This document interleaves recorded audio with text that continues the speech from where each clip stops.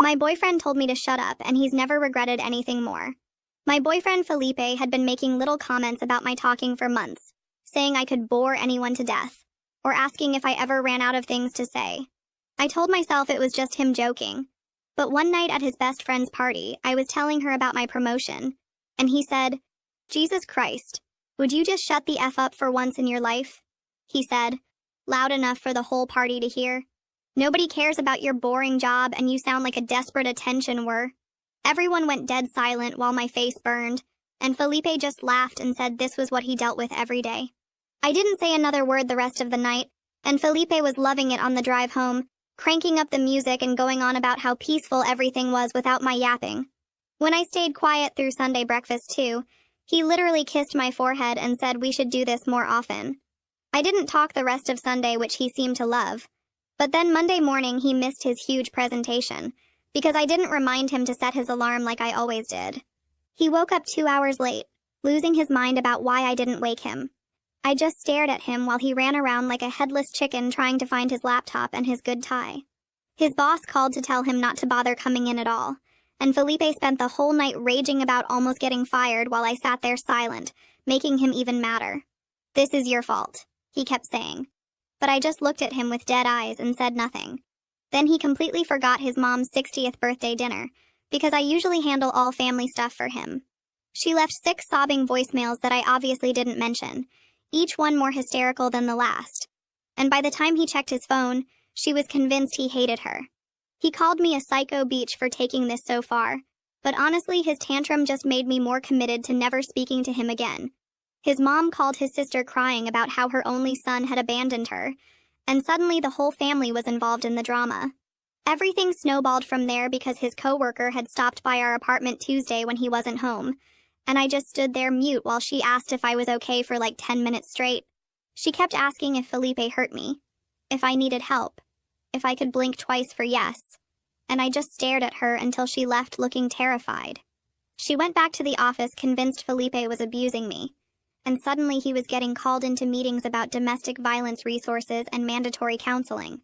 His boss literally asked if they needed to do a welfare check on me, and Felipe had to explain that I was giving him the silent treatment, which made him sound even more like an abuser. Friday's company gala was absolutely beautiful to watch unfold. Every executive who tried talking to me got complete silence while Felipe scrambled to explain I was just shy, which nobody bought because I'd been chatty at last year's event. The CEO's wife cornered me in the bathroom trying to slip me women's shelter pamphlets, and when I wouldn't respond, she called security to make sure Felipe wasn't holding me hostage or something. HR put him on immediate leave before we even made it to the parking lot, saying they needed to investigate the concerning reports about his home situation. Saturday, his friends came over for game night and finally understood why everyone was worried. "What the hell did you do to her?" his best friend asked after I served snacks without saying a word. Felipe actually admitted what he'd said, and you could feel the temperature drop. They all left making excuses about early mornings and forgotten commitments, and his best friend told me I deserved better on his way out, which made Felipe throw a beer bottle at the wall after they were gone. By Sunday, Felipe was coming apart at the seams because his sister was threatening to call the cops. His mom had disowned him, and his job was investigating him for abuse. "Just say something," he screamed, following me around the house. "One word and this nightmare ends." But I walked past him toward the garage to grab orange juice from the spare fridge, still not making a sound even when he grabbed my arm trying to stop me. The garage was a death trap of crap from the previous owners. Paint cans from the 80s, boxes of rusted tools, old chemicals, all piled on these rickety metal shelves that looked like they'd collapse if you breathed on them wrong. He followed me in there still screaming about how I was destroying his life when he positioned himself right under the worst shelf, loaded with ancient paint cans that had to weigh a ton. He was gesturing so hard the whole thing started shaking, and I watched the rusty bracket bend under 200 pounds of toxic chemicals. "You know what? You're right. I don't want your voice back. I don't even want you anymore," he yelled. "You were getting fat anyway. Now at least you're fat and quiet." The shelf made this horrible groaning sound and started tipping forward, all those cans sliding toward the edge while Felipe kept ranting about how much better his life was now. The bracket snapped completely and everything started falling toward his skull. I jumped back as 20 paint cans crashed down where Felipe stood. He tried to dodge but wasn't fast enough. A heavy can caught his shoulder and sent him sprawling onto the concrete floor. More cans bounced off his back and legs while he screamed and covered his head with his arms. One can split open and thick paint splattered across the garage floor. Felipe rolled away from the mess, clutching his temple where a sharp edge had caught him.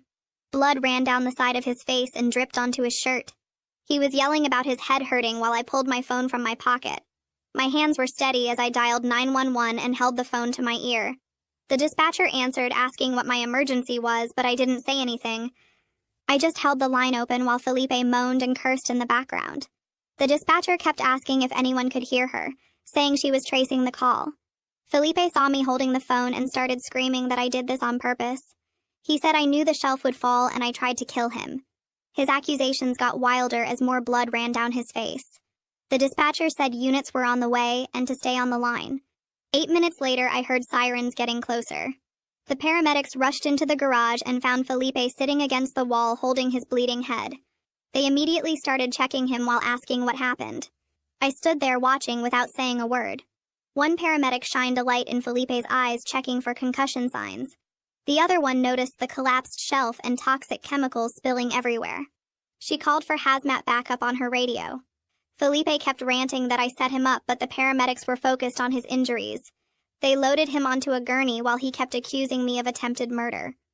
The hazmat team arrived and started containing the spill while we headed to the hospital. I followed the ambulance in my car. At the emergency room, they took Felipe straight back for treatment. I sat in the waiting room filling out his insurance paperwork. An hour later, a police officer walked in and introduced himself as Nicholas McCarty. He said the paramedics reported this as a suspicious accident and he needed statements. He asked me direct questions about what happened in the garage. I finally broke my silence with just the basic facts. "Old shelf," Felipe was yelling. "It fell." I kept my answers short and didn't mention our relationship problems or the past week of silence. Officer McCarty took notes and asked if Felipe had grabbed me or hurt me physically. I showed him the bruises on my arm from where Felipe grabbed me earlier. He took photos and wrote more notes. Felipe's sister burst through the emergency room doors looking furious. She spotted me and started screaming that I tried to murder her brother. She said everyone knew I was crazy and this proved it. Security had to physically escort her to a different waiting area while she kept yelling threats. Officer McCarty watched the whole thing and made more notes in his notebook. The doctor came out and told us Felipe needed 12 stitches for the head wound. He had a concussion and needed overnight observation but should fully recover. Felipe was demanding I be arrested when Officer McCarty went to take his statement. I could hear him through the curtain saying I planned the whole thing. Officer McCarty came back and said there was no evidence of criminal intent. The shelf was old and badly installed, just an unfortunate accident with deteriorated equipment. Felipe kept screaming from his bed that I was getting away with attempted murder. I left the hospital without visiting Felipe's room. Walking to my car, my hands started shaking for the first time all night. I sat in the driver's seat realizing I couldn't go home. Felipe would be released tomorrow and going back to that apartment wasn't safe anymore. I needed somewhere else to stay tonight. I pulled out my phone and texted Audrey Graham asking if I could crash at her place for a few nights. My phone rang within seconds, and Audrey was already talking before I could say hello. She'd heard about Felipe's party meltdown through mutual friends, and said I could stay as long as I needed. I drove straight to the apartment while Felipe was still stuck in the hospital for observation. The place felt wrong without him there, but I grabbed a duffel bag and started throwing clothes inside. I packed my laptop, birth certificate, passport, social security card, and the emergency cash I kept hidden in an old tampon box. My hands moved fast, pulling underwear and work clothes from drawers, while trying not to think about what I was doing. The whole packing took maybe 15 minutes before I zipped the bag and headed for the door. My phone buzzed with a voicemail from someone named Chuck Hernandez who said he was the property manager. He was calling about the hazmat team that showed up at our garage and needed to document everything for insurance. He mentioned the shelving was installed by previous tenants in the 90s, and was a major code violation that should have been fixed years ago. I saved the message and drove to Audrey's place on the other side of town. She met me at the door and helped carry my bag to her spare room without asking questions. The room was small with just a twin bed and an old dresser, but it felt safer than anywhere else right now.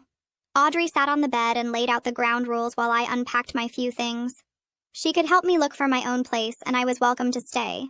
but this was temporary support, not a permanent solution. I nodded and thanked her for letting me crash there even for a little while. That night I barely slept thinking about everything that had happened over the past week. The next morning my phone rang and Officer McCarty was asking follow-up questions about the incident. He wanted to know more about the bruising on my arm from where Felipe had grabbed me in the garage. He said it could be relevant to a domestic violence investigation if I wanted to pursue that route. I told him I'd think about it and hung up feeling sick to my stomach. I found a notebook in Audrey's kitchen drawer and started writing down everything that had happened. The party humiliation went at the top, followed by my silent treatment and Felipe missing his presentation. Then his mom's birthday disaster and his coworker thinking he was abusing me and the company gala mess. Seeing it all written out in order made the pattern crystal clear in a way it hadn't been before. Felipe had been getting worse and worse, and I'd just been taking it until I finally snapped. My phone rang again, and this time it was someone named Allison Sellers from HR at Felipe's company. She needed my side of what happened at the gala and with his recent workplace behavior. She promised the conversation would stay confidential and wouldn't affect any legal stuff that might happen. I gave her the basic facts about the party and the silent treatment and how people had gotten worried. She took notes and said she'd be in touch if she needed anything else for their investigation. Later that afternoon, I got a text from an unknown number that turned out to be Felipe. He'd been discharged from the hospital and was already sending me messages that jumped between calling me names and begging for forgiveness. One text said I was a psycho who tried to kill him, and the next said he loved me and couldn't live without me. I screenshot every single message without responding, and started a new folder on my phone just for his texts. Chuck Hernandez emailed me an official report about the garage shelving that afternoon. The document stated the shelves were installed by previous tenants in 1993, without any permits or safety inspections. This meant I had zero liability for what happened, which felt like one small weight off my shoulders. I forwarded the report to Officer McCarty in case it mattered for anything legal down the road. Felipe kept texting throughout the day, and each message got more desperate or more angry than the last. He said I'd ruined his life and then begged me to come home so we could work things out. He threatened to come find me and then promised he'd go to therapy if I'd just talk to him. Every text got screenshot and added to my growing collection of evidence about his behavior. That evening, my phone showed a voicemail from Felipe's mom and my stomach dropped. Her voice was shaky and she kept stopping to cry while she talked. She didn't understand what was happening between us, but begged me to please talk to her son. She said he was falling apart and needed me to help him get better. She mentioned how much she'd always loved me like a daughter, and how this was breaking her heart. I saved the message but didn't call her back because any contact would just make everything worse. Felipe would use his mom to manipulate me if I gave him any opening at all. I knew his patterns too well after 3 years together to fall for that trick. Audrey found me staring at my phone the next morning and sat down across from me with her coffee, watching me for a long moment before asking if I was doing the silent treatment thing for revenge or because I was actually protecting myself. The question hit me harder than I expected, and I had to really think about what I wanted from all this mess with Felipe. I started to answer but realized I didn't actually know anymore, because what started as anger had turned into something else entirely. She waited while I thought about it, and finally I told her maybe it was both, but now I just wanted to be safe and move forward.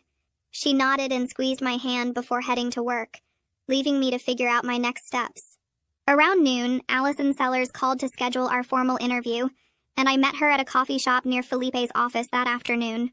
She had a notebook and recorded our conversation while I went through everything that happened at the party, how his coworker had gotten worried when I wouldn't talk, and the whole disaster at the company gala.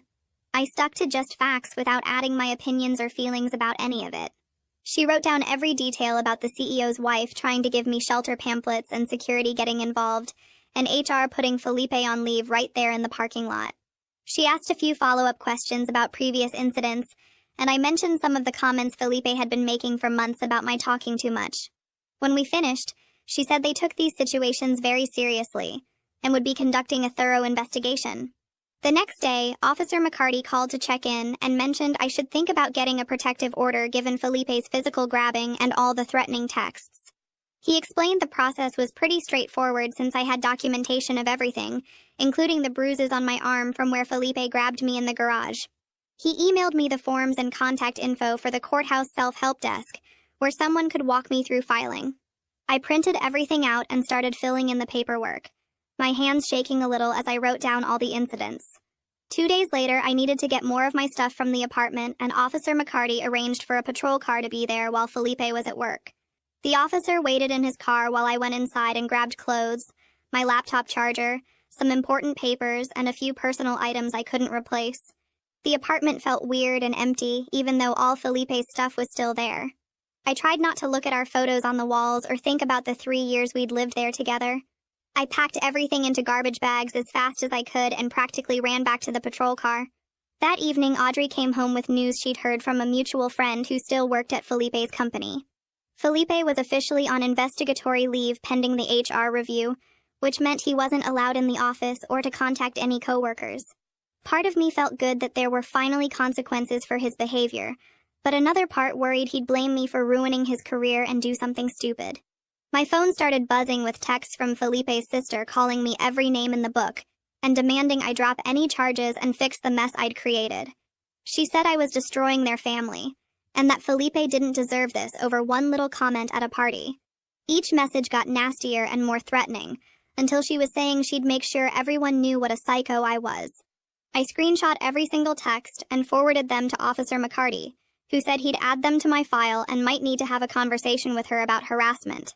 The next morning, a friend from book club sent me screenshots from a group chat I didn't even know existed where Felipe had been making fun of me for months. The messages went back to last year with him calling me annoying, saying I never shut up, joking about how he wanted to tape my mouth shut. Other guys in the chat laughed and encouraged him, sharing their own stories about their nagging girlfriends. One message from 2 months ago said he was planning to put me in my place soon, and the others had cheered him on. Reading through all of it made me realize this wasn't some sudden outburst at the party, but something he'd been building up to for a long time. I saved every screenshot and added them to my growing folder of evidence, feeling sick that I'd been living with someone who talked about me like that behind my back. Audrey helped me look at apartment listings that afternoon, focusing on buildings with security doors and month-to-month leases, since I wasn't ready for anything long-term. We drove around looking at 3 different places, and I liked a small studio in a secure building with cameras and a doorman. The landlord said I could move in next week if my application got approved.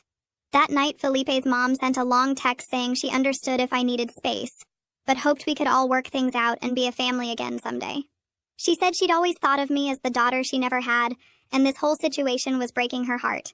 She didn't mention Felipe's behavior at all, just kept saying how much she missed me and wanted us all to reconcile. Her message was sweet, but showed she had no idea how serious this was, or what her son had really done. I didn't respond, but saved the message with all the others. After thinking about it all night, I decided to send Felipe one text setting clear boundaries about communication going forward.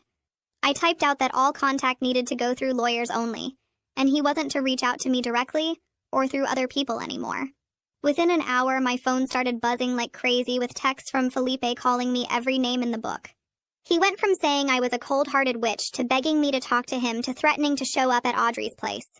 Each message got screenshot and sent straight to Officer McCarty, who added them to my file. The next morning, Allison Sellers called to say she'd been interviewing people from the gala all week. 3 executives confirmed Felipe had been grabbing my arm and getting aggressive while I stayed completely silent. The CEO's wife told Allison she'd been so worried about me, she almost called 911 from the bathroom. 2 servers remembered Felipe yelling at me in the coat check area when we were leaving. Allison said the pattern was clear, and the HR case was getting stronger with each interview. That same afternoon, Chuck Hernandez emailed me an official report about the garage shelving. He'd gone through old inspection records and found that the previous tenants installed those shelves in 1994 without any permits. The brackets were never rated for that much weight, and the whole setup violated multiple safety codes.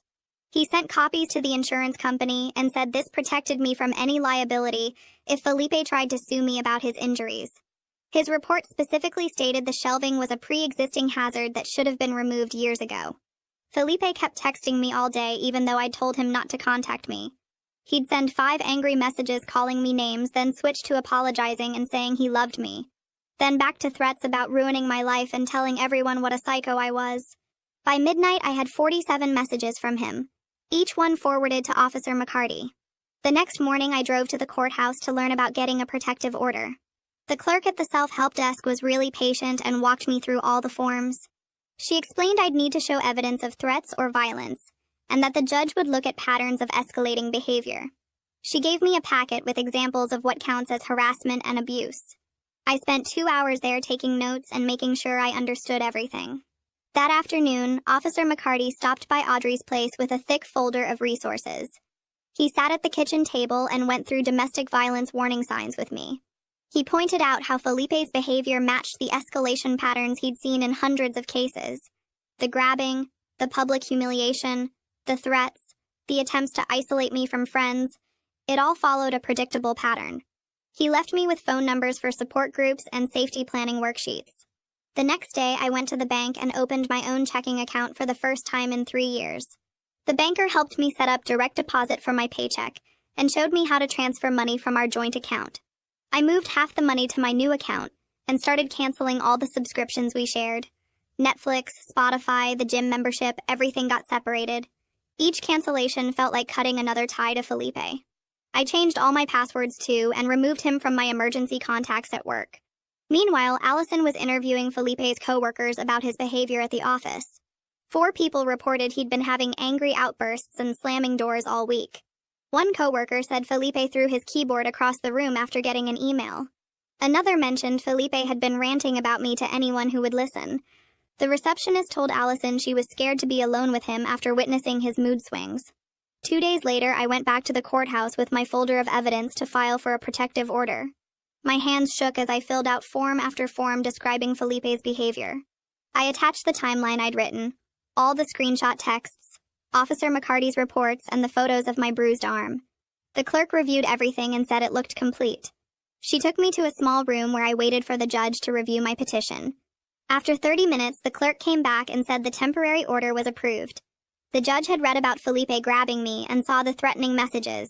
She scheduled a hearing in 2 weeks for a longer-term order, but the temporary one started immediately. Felipe couldn't contact me or come within 500 feet of me or Audrey's apartment. The clerk gave me 3 certified copies and explained one would be served to Felipe by the sheriff's department. They served Felipe the protective order at his office the next afternoon in front of everyone. Within an hour, Audrey started getting screenshots from mutual friends showing Felipe's meltdown on social media. He was posting about how I'd destroyed his life and turned everyone against him over nothing. He called me a manipulative liar and said I was using the system to get revenge. Most people weren't responding, but a few of his buddies were agreeing with him. Audrey showed me one post where Felipe was trying to organize people to testify against me at the hearing. Nobody was volunteering, and most of the comments were telling him to get help or stop posting about it. His sister commented that he needed to take responsibility for his actions, and his mom just posted a crying emoji. 3 days later, Allison called me while I was eating cereal at Audrey's kitchen table. She said HR had finished their investigation and found Felipe broke multiple company rules about workplace behavior. They were looking at everything from required anger management classes to maybe firing him completely. Her voice was careful and professional, but I could hear papers shuffling in the background. She asked if I had any questions, but I just thanked her and hung up. That same afternoon, Audrey drove me around to look at apartments since I couldn't stay on her couch forever. The first 2 places were gross with water stains on the ceilings and weird smells in the hallways. The third one was a tiny studio above a bakery that smelled like fresh bread every morning. The landlord was this older woman who took one look at me and said she understood starting over. She offered a month-to-month lease, which meant I could leave whenever I wanted without being stuck. I filled out the application right there using Audrey's address as my current residence. 2 days before the protective order hearing, I spread everything out on Audrey's dining room table. I had printed every text message and organized them by date with little sticky tabs marking the worst ones. The photos of my bruised arm went in a clear plastic sleeve along with Officer McCarty's reports. I made a timeline on index cards showing how things got worse each day of my silence. Everything went into a binder with labeled sections, so I could find stuff quickly in court. My hand stayed steady as I punched holes in each paper and clicked them into place. The morning of the hearing, I put on my only business outfit and drove to the courthouse alone. Felipe was already there with some lawyer in a cheap suit who kept whispering in his ear. When my name got called, I walked to the front carrying my binder and sat at the table the clerk pointed to. The judge was an older woman with reading glasses on a chain who looked tired already at 9 in the morning. She asked me to explain why I needed the protective order extended, and I kept my voice flat and calm. I told her about the party and the silent treatment and how Felipe grabbed my arm hard enough to leave marks. I showed her the photos and the text messages where he called me names and threatened me. Felipe's lawyer jumped up saying I was making everything up to ruin Felipe's life out of spite. The judge told him to sit down and asked Felipe directly about grabbing my arm. Felipe started saying it wasn't that hard, and I was being dramatic, but the judge cut him off. She asked if he grabbed me or not, and Felipe mumbled that maybe he did, but only because I was ignoring him. The judge looked at him over her glasses for a long moment, then started writing. She extended the protective order for 6 months and made it clear Felipe couldn't contact me at all. No texts or calls or messages through other people or showing up where I lived or worked. She told us both to get counseling and said if Felipe broke the order even once, he'd be arrested immediately. Felipe's face turned red and his lawyer started to argue, but the judge was already calling the next case. I walked out past Felipe without looking at him and drove straight to Audrey's apartment. The next week, Allison called again with a final HR decision about Felipe's job. They weren't firing him, but he had to complete anger management counseling before coming back to work. He got a final warning in his file, and they were moving him to a different department with no client contact. His new job would be data entry in the basement with no chance of promotion for at least a year. She said they took workplace safety seriously, and thanked me for my cooperation with their investigation. After the hearing, Felipe's family had different reactions that trickled back to me through mutual friends. His mom started texting me these long messages about how she was praying for both of us. She said she knew her son had problems and hoped I could forgive him someday, but understood if I couldn't. Meanwhile, his sister kept posting stuff on social media about gold diggers and liars without using my name. She finally stopped when someone commented that Felipe admitted to everything in court. The family started using Felipe's cousin as a go-between for anything involving shared bills or mail that needed forwarding. Moving day came 2 weeks after I signed the lease on the studio apartment. Audrey helped me carry boxes up the narrow stairs while the bakery owner gave us free coffee. I'd bought a bed and dresser from a thrift store and found a small table at a garage sale. The couch was actually decent considering someone left it on the curb with a free sign. Everything was cheap and mismatched, but it was mine and Felipe had never touched any of it. That first night I made pasta on my tiny stove and ate it sitting on the floor. I could hear people walking on the sidewalk below and smell bread from the bakery starting their overnight baking.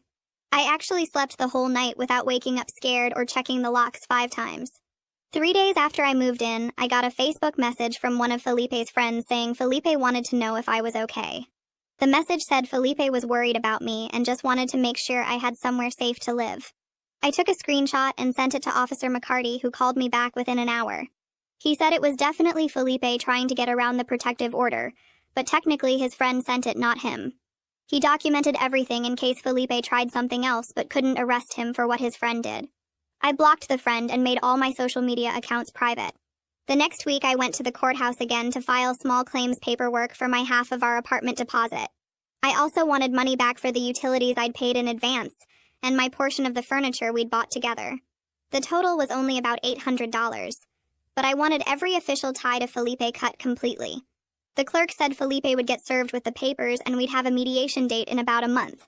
Chuck called me 3 weeks later saying the garage was finally cleared out and safe again. He'd brought in a whole crew to haul away those old paint cans and rusted chemicals, and they found even worse stuff behind the shelves like old pesticides from the 70s that needed special handling. The landlord sent me a check for $400, which wasn't much but covered part of my security deposit on the new place. My first therapy appointment came the next week through work's mental health program. I sat in the waiting room filling out forms about my sleep patterns and stress levels while other people came and went. The therapist was this older woman who listened while I talked about everything that happened, and she helped me see how the silent treatment started as protection but turned into something else. She said there's a difference between setting boundaries and using silence as a weapon, which made sense even though it was hard to hear. Felipe's lawyer sent a letter 2 weeks later with this formal apology that sounded nothing like him. My therapist read it during our session, and we talked about whether I needed to respond or even read it myself. We decided together that engaging with it wouldn't help my healing, so she kept the letter in my file in case I ever wanted it later. The small claims mediation happened exactly a month after I filed the paperwork. We sat in separate rooms while the mediator went back and forth trying to work out an agreement.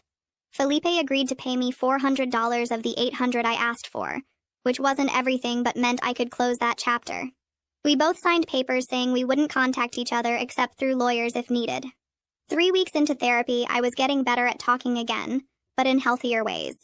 Instead of going silent or talking nonstop to fill space, I was learning to say what I actually meant. My therapist had me practice phrases like, "I need time to think about that," instead of either shutting down or agreeing to things I didn't want. The progress felt slow, but every week got a little easier. My days settled into this new pattern of going to work, seeing my therapist on Wednesdays, and slowly reconnecting with friends. Some people at work had heard about the whole silent treatment thing and thought I was crazy, but Audrey and a few others understood that sometimes you do what you have to do to survive. I started having coffee with a coworker who went through her own bad breakup, and we'd sit in the break room comparing notes on starting over. Felipe finished his mandatory counseling after 2 months, according to what I heard through mutual friends. He was back at work in some different role where he didn't deal with clients anymore. Someone told me he was already dating this girl from his gym, and I felt bad for her, but knew warning her would just drag me back into his mess. 2 months after that shelf fell in the garage, I was actually doing okay. My studio apartment had plants on the windowsill and pictures on the walls, and I'd painted one wall this soft blue color that made the place feel bigger. I was sleeping through the night without checking the locks constantly, eating regular meals instead of stress snacking, and could walk past places Felipe and I used to go without my chest getting tight. My voice was back, but different now, stronger and clearer about what I wanted and didn't want. The protective order was still in place for 4 more months, but I rarely thought about it anymore. Work was going well since I could focus without all the drama, and my boss mentioned a possible promotion coming up. I'd joined a book club through the library and actually spoke up during discussions instead of just nodding along. My therapist said I was making real progress in understanding my patterns and breaking the cycles that led me to someone like Felipe in the first place. The money from the settlement and mediation helped me buy some actual furniture instead of just thrift store stuff, including this reading chair that became my favorite spot in the apartment. I could hear the bakery downstairs starting their morning prep at 4 a.m., but it had become comforting background noise instead of annoying. Friends started inviting me to things again once they saw I was stable and not going to bring drama to every gathering. Life wasn't perfect, but it was mine, and I was learning that was enough. All right, that's it from me today. Thanks for tagging along while I wondered about all this random stuff. It's been a fun ride, like the video. It helps more than you